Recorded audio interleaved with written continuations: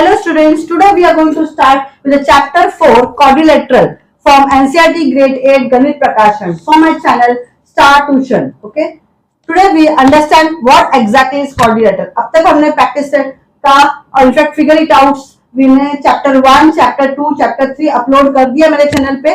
तो प्लीज अगर आप कोई भी डाउट हो डेफिनेटली कमेंट करना, सब्सक्राइब करना ताकि आपके फ्रेंड्स को भी आप शेयर कर सकते हो, बेनिफिट मिल सके. Okay, let's start with the chapter 4 that is quadrilateral.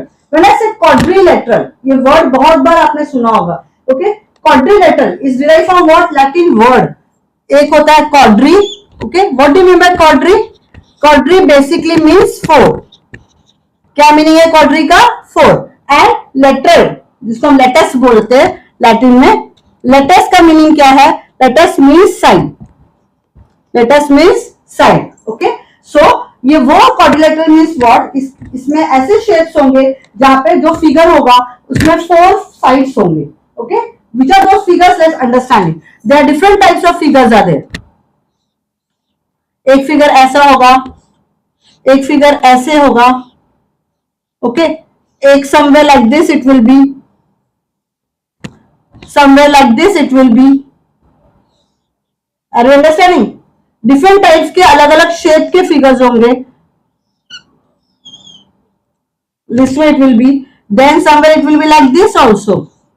So you only tell me कौन सा क्वाड्रिलेटरल है और कौन सा नहीं है. ओके, कुछ शेप्स ऐसे भी रहेंगे.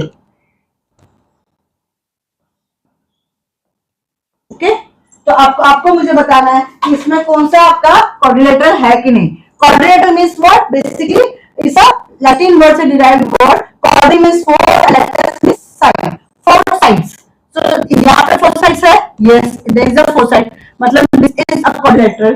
Yes, then here are four sides again. Yes, there is a four side. So this is also a quadrilateral. Okay, यहाँ पे भी four sides है. मतलब ये भी quadrilateral है. Is it clear? Then you can see here also there is four sides. This is also a quadrilateral. 1, 2, 3, 4. Here also it is a quadrilateral. Okay, understood? But what about this? This is one side, this is two side, this is three. Is it a side? No, it's a curve. ये क्या है? ऐसा side नहीं, straight line नहीं है. It's a basically a curve. तो ये quadrilateral नहीं है. What about this? One है, two है. What about third and fourth? This also not a straight line. अगर ये straight line होता तो, otherwise ये quadrilateral नहीं है. आगे बढ़ते. So figure में 1, 2, 3, 4, 5. 5 figures are quadrilateral. Are you understanding? Why? Because there are 4 sides are there. As well as अगर आप देखोगे इन बाकी फिगर्स में they have angles also. They have angles also. Can you understand angles? Angles मतलब क्या होता है?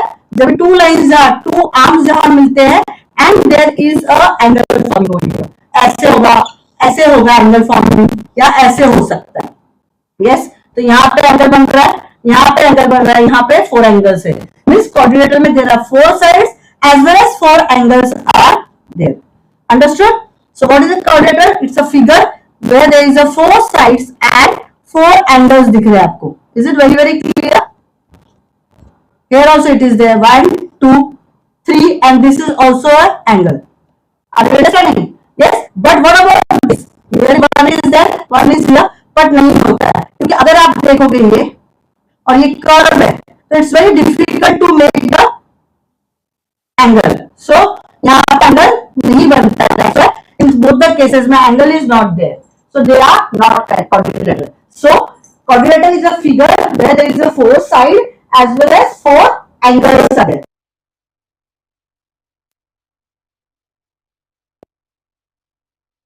हमने ना ऐसे क्वाड्रिलेटरल या इनफैक्ट हमने बचपन से सीखा है. अगर हम क्वाड्रिलेटरल की बात करते हैं बचपन मतलब इन फर्स्ट स्टैंडर्ड ऑनवर्ड्स, हम जब भी क्वाड्रिलेटरल बोलते हैं दो चीज दिमाग में पहले आती है. एक है rectangle and other one is what? It's a square.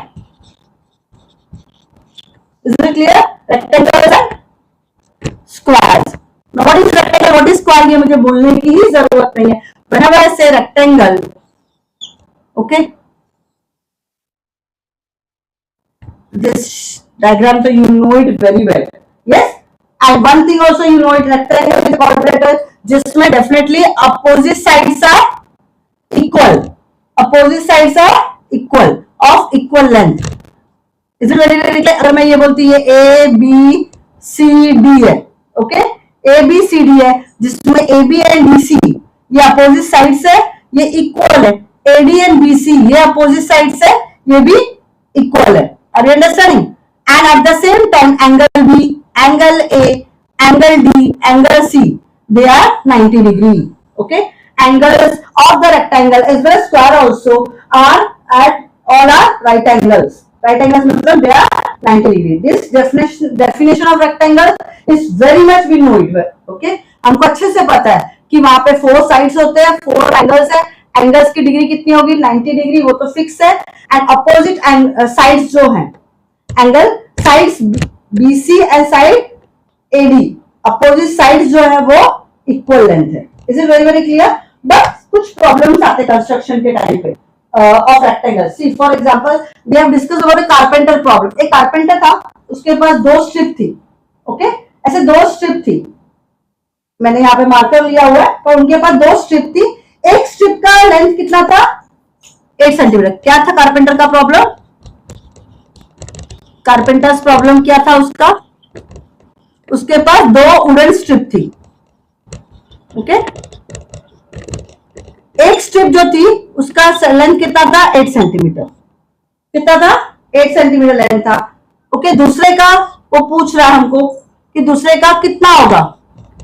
अगर अंडरस्टैंडिंग, उसके पास 2 स्ट्रिप है, 2 स्ट्रिप का मेजर उसका प्रॉब्लम क्या है कि वो 2 स्ट्रिप तो है, पर उसका क्वेश्चन क्या है कि अगर ये स्ट्रिप 8 सेंटीमीटर है तो दूसरा स्ट्रिप कितना का होगा, एंड वो कहाँ ज्वाइंट हो गई? यहाँ ज्वाइंट, ऐसे ज्वाइंट करूं कि रेक्टेंगल बने, कि ऐसे ज्वाइंट करूं रेक्टेंगल बने, कि बीच में ज्वाइन करूं कि रेक्टेंगल बने? अरे अंडरस्टैंड? क्योंकि अगर मैं दोनों को ज्वाइन करती हूँ देन थ्रेड से पुल अप करती हूँ तो कहीं ना कहीं ये ऐसे शेप बनेगा, कैन सी वो ऐसा एक इधर शेप बनेगा, एक इधर बनेगा, एक इधर एंड एक इधर की लाइन ज्वाइन हो जाएगी, ओके। एंड दिस वे वो रेक्टेंगल बनाना चाहता है with the help of 2 wooden strip, okay. लेकिन ये 2 वुडन स्ट्रिप बनाने के लिए, क्वाड्रेटल बनाने के लिए उसके पास डाउट क्या क्या थे कि ये लेंथ कितना होगा first of all, and point of interaction, what will be the length of the other strip, क्या लेंथ होनी चाहिए उसकी, एंड पॉइंट ऑफ इंटरेक्शन, मतलब वो दोनों पाइप कहां मिलेंगी, दोनों वुडन स्ट्रिप जो है वो कहां ज्वाइन होगी।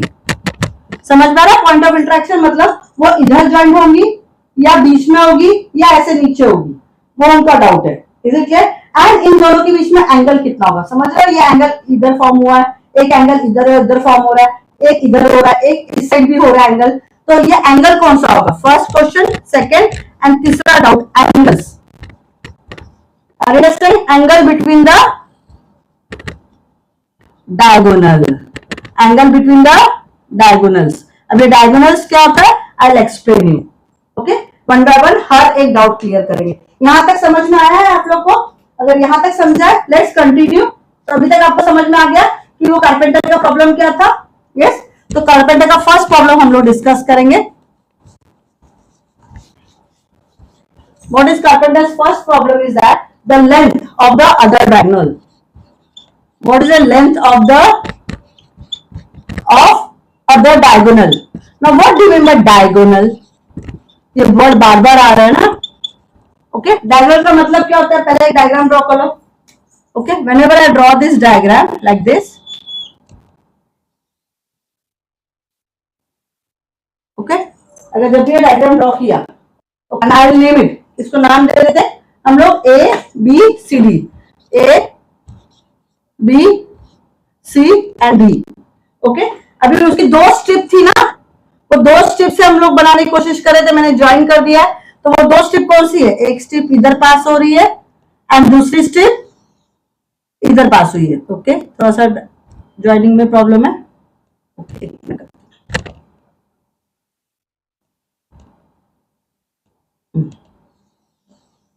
ओके, एक स्ट्रिप ये है और एक स्ट्रिप ये, एक का तो ऑलरेडी उसने बता दिया कितना है, उसको मैं नाम दे दिया जैसे 8 सेंटीमीटर है, उसने पूछा है 8 सेंटीमीटर। तो ये जो 2 लाइन है जिससे हमने चारों साइड से साइड्स बना दिया, they are known as diagonal.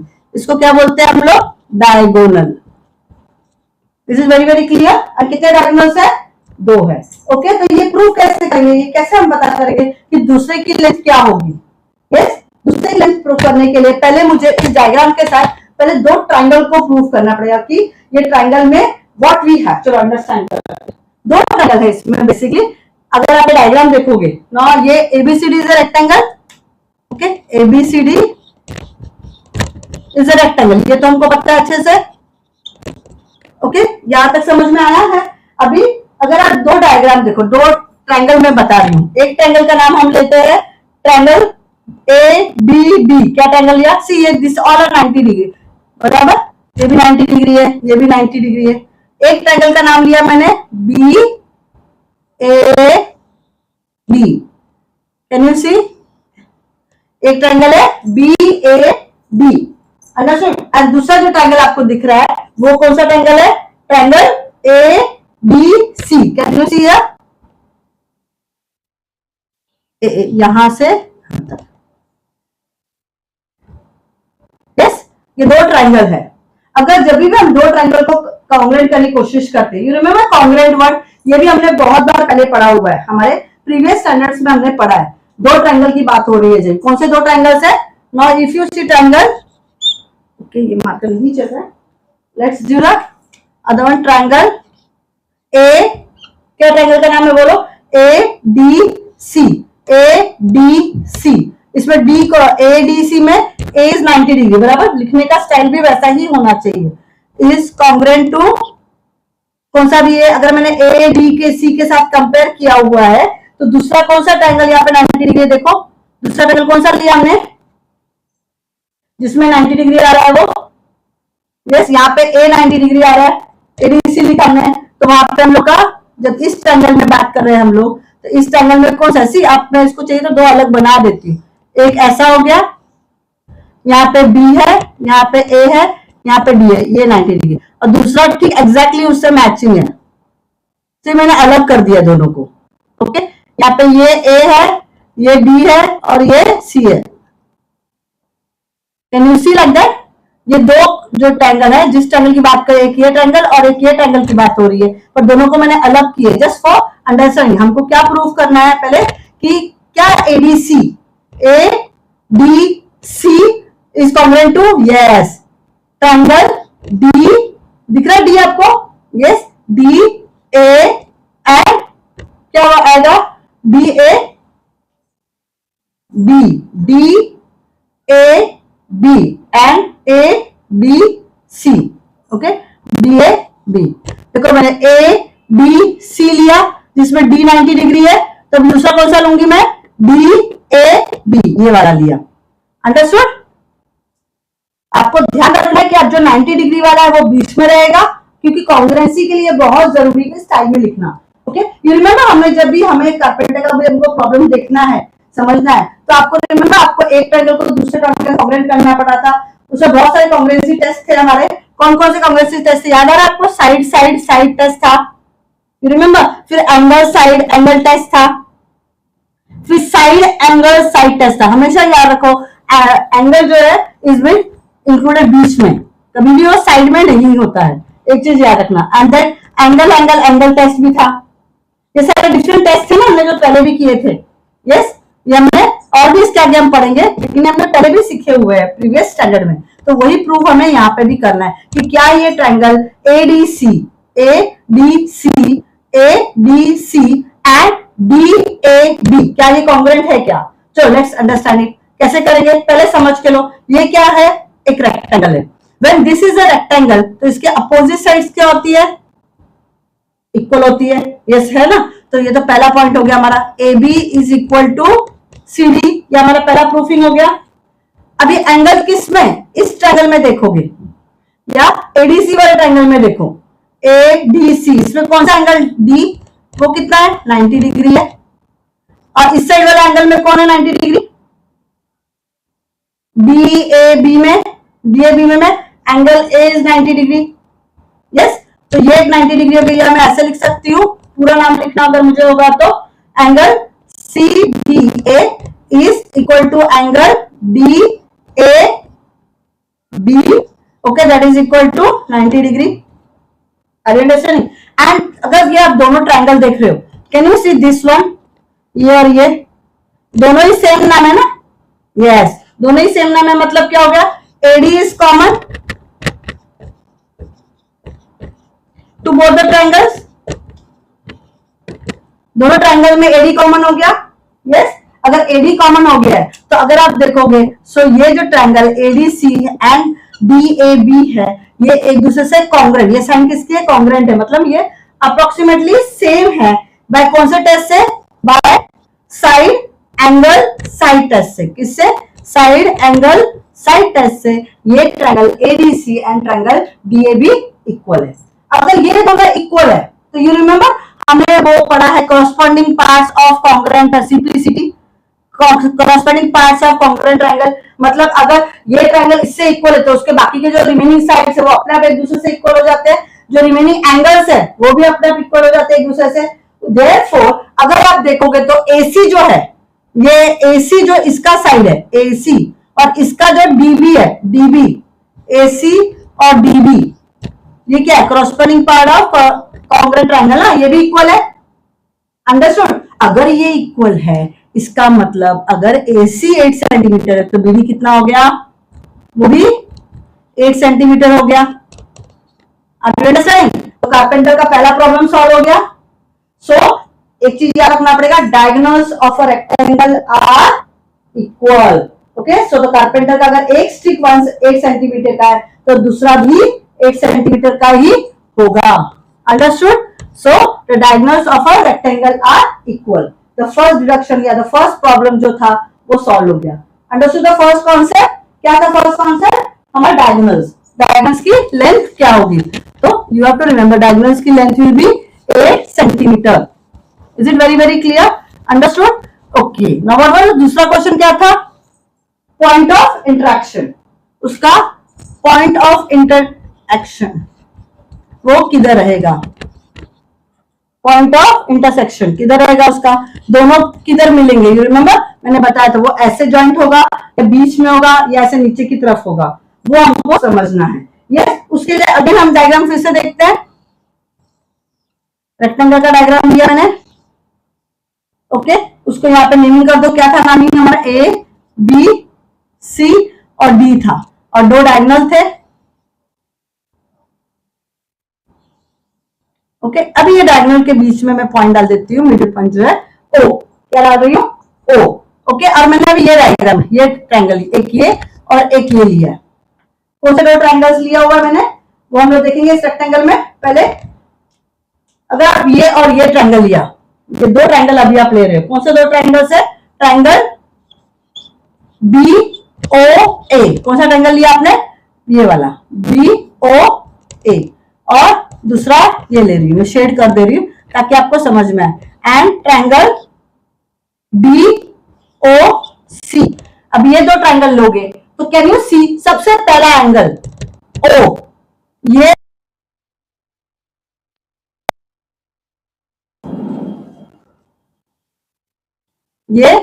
और ये वाला एंगल जो है, जस्ट शेडिंग कर रही हूँ फॉर अंडरस्टैंडिंग पर्पस के लिए,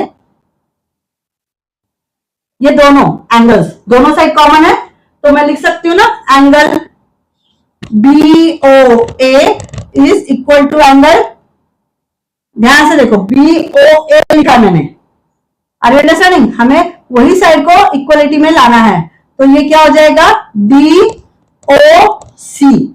इज इट क्लियर, DOC ये इक्वल हो गया, ओके ये समझ में आया। और ये वाला जो है BALCD, ये क्यों इक्वल होंगे बताओ, यस इट्स अ रेक्टेंगल ना, अपोजिट साइड्स आर इक्वल, तो BA is equal to CD, ये समझ में आ गया।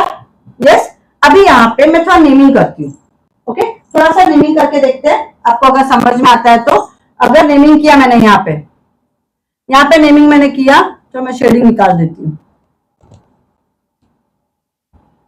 नेमिंग करूंगी मैं, ओके नेमिंग करके यहाँ पे मैंने एंगल डाला 1, यहाँ पे एंगल क्या डाल रही हूँ 1, एंड ये एंगल हो गया 2। अभी मुझे प्रूफ करना है एंगल 1 एंड 2 इक्वल है, ये कैसे प्रूफ करूंगी मैं, पहले देखो आप, पहले ये इस एंगल को मैं नाम दे देती हूँ 3, इस एंगल को क्या नाम दिया मैंने 3, तो अगर ये देखोगे ये पूरा 90 डिग्री है, मतलब एंगल 1 प्लस एंगल 3 ये 90 डिग्री हो गया, यस और नो, एंगल 1 एंड एंगल 3, ये 90 डिग्री है, मतलब एंगल बी 90 डिग्री हुआ, ये सो ना, एंगल बी क्या है 90 डिग्री है, मतलब एंगल 1 एंड 3 दोनों की कॉम्बिनेशन है ना, ये 1 है और ये 3 है, तो एंगल 1 एंड 3 को प्लस किया तो 90 डिग्री आ गया। Yes, this is very clear. अभी एक ट्रायंगल देखो, angle B C D, can you see this triangle, angle B C and D, दिख रहा है आपको?